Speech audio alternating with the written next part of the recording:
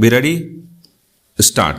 Sir, before the House adjourned for lunch yesterday, I had started speaking on the Essential Commodities Amendment Bill. Stop. I have got here with me the bill as introduced. Stop.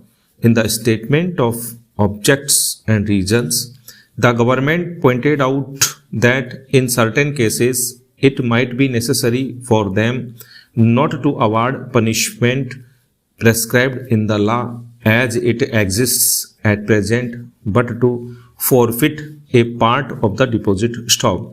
This relates to minor offences under the Essential Commodities Act. Stop. I can quite understand this, and generally, therefore, nobody would oppose this thing. But the question that I wish to raise in this connection before the House is the manner in which this act is being implemented by the government and also by the state governments. Stop. I mention the state governments because here is a measure which is sponsored by the Ministry of Food and Agriculture, and in regard to many aspects of which I believe the central government has concurrent jurisdiction, but much is left to the states. Stop. Our experience has been, especially in the state from which I come, namely West Bengal, that this act is not implemented properly by the state authorities because of various connections of certain people high up with the big business and others indulging in speculation. Stop. Hoarding and so on. The result has been that whatever should be done had not been done. Stop. The central government has got powers under this act to make rules, to give directions to the states, and to supervise the manner in which the particular measure is administered by the states. Stop. We found that much that should have been done was not done. Stop. What is the use of talking about punishment of the small fry? Stop. Certainly, if they are guilty, they have to be punished, and the smaller the fry, the minor should be the punishment. Stop. I agree there. But the point is that the act is not properly implemented. Stop. We should like to know from the government as to how many cases have been started under the Essential Commodities Act. Stop. We know that food grains had been hoarded, speculation had been indulged in, stocks had been removed from one state to another surreptitiously by unfair and illegal methods. Stop. These should have attracted the attention of the Essential Commodities Act. Stop. The act was passed in this Parliament with a view to putting a check on speculative rise in prices. Stop. Para. When it came to the question of practical implementation of this measure, we found that the government had failed. Stop. Now, government should say something about it. Stop. When government seeks to amend an act, it should tell us as to how the parent act which is proposed to be amended has been implemented. Stop.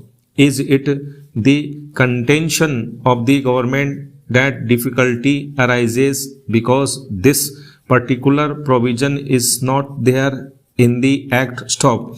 Are government in trouble because they do not know how to deal with the smaller fries? Stop. Or is it because that those who are supposed to administer this measure at the state level, at the district level, have thought it fit to ignore it, have thought it fit to bypass it? Stop. If any measure of the central government was needed for controlling the price of food grains and ensuring the supply of essential commodities to the community, it is the Essential Commodities Act. Stop. I would like the minister to say something on this. Stop. I know that he was not here at the time when we passed this measure, nor was he there when the Essential Commodities Act was bypassed by many state governments. Stop.